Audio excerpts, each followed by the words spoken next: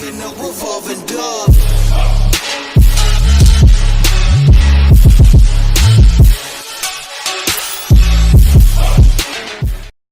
Hello, I'm Gata the Catgirl here with a new video for you. You may be wondering why Catgirl doesn't really have a girly voice, but that's because I traded my voice to a sea witch. The English language. It is a West Germanic language that was first spoken in early medieval England and is now a global bridge language. At least we've heard it, we've used it, we've experienced something involving it. For the most part, everyone has at least been exposed to it in one way or another. Unfortunately, this does not mean it's always appreciated. English isn't as stupid as people seem to make it out to be. I've always said this, and no one has really shown me how it's the worst language in the world. I've even had people get really passionate about this and try to make arguments about it. But most of the time they only know English, so that's really the only thing they know.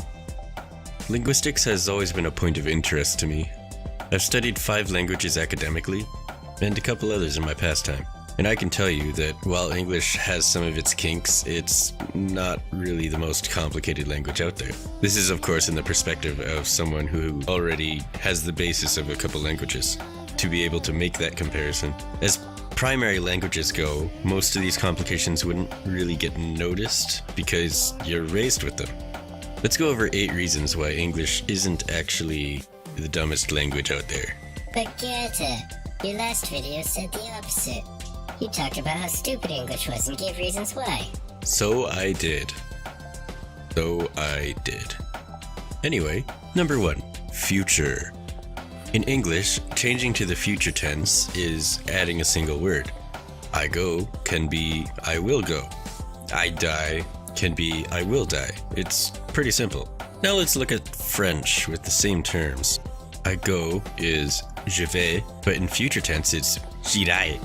I die is je meurs, but in future it's je mourrai. It has a complete and complicated conjugating system. Now Japanese doesn't even have a future tense. It just has to be within context, but is otherwise present tense. To show that we are talking about the future, you need to add words such as tomorrow and next year to establish your context in the specific manner. In English, we just have to add that one syllable word and it's automatically future tense. Number 2, tones. Words don't change meanings based on tones. While full sentences can alter the meaning based on emphasis, a single word alone won't have different meanings based on whether or not you stress it with a certain tone. For a few words, you can mispronounce a lot and still get away with it. Now there's this old Chinese tongue twister. In English, it's referred to roughly meaning the lion-eating poet in the stone den. The English translation is nothing particularly significant or special. The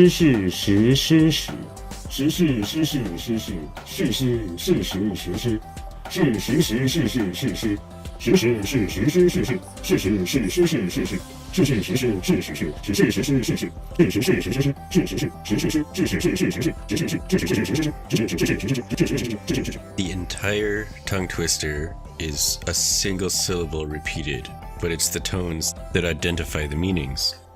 Fortunately, in English, you don't need to worry about any of that. Number 3, genders.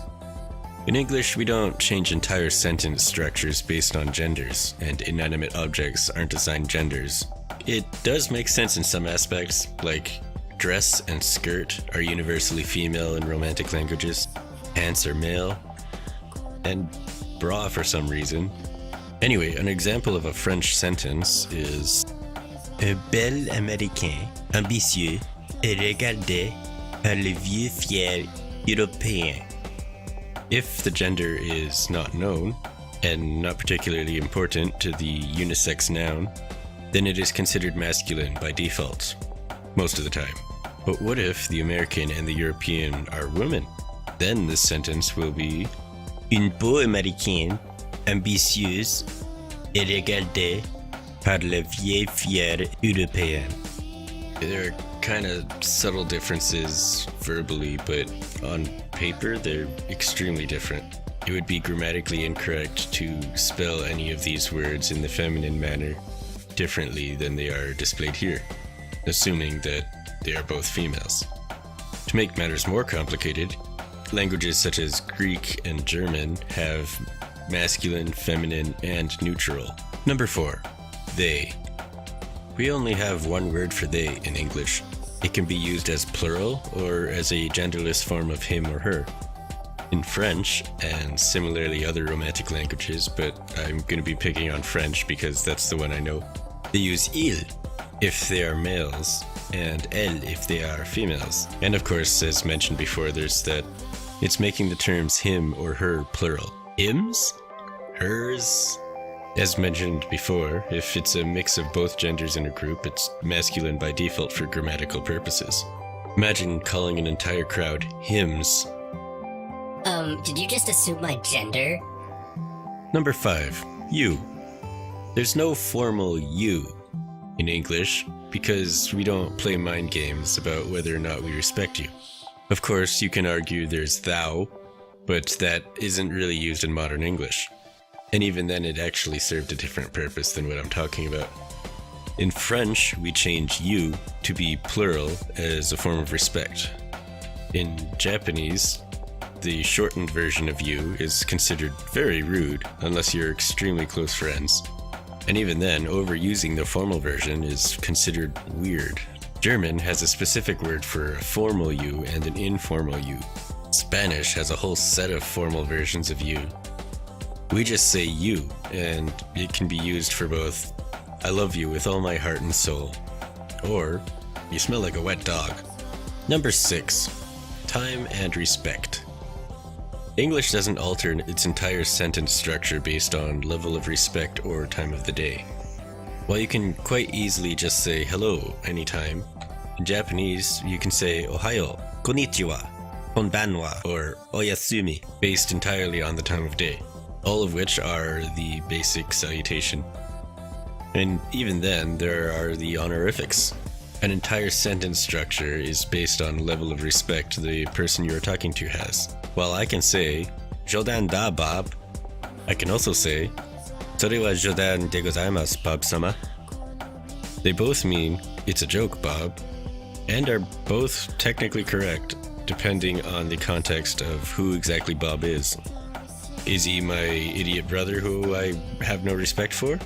Or is it the CEO of the company I work for?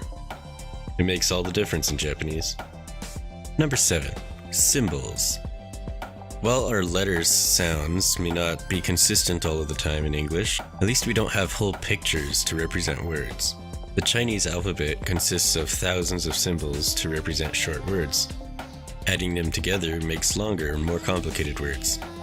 Japanese has adopted this alphabet in addition to their 2 other alphabets. They say you need to learn at least 1,000 basic kanji symbols before you can read a basic newspaper article properly. Here in English, we only have 26, and you can argue 10 more for numbers, but numbers are recognized universally. Nothing like this. Number 8. Plurals.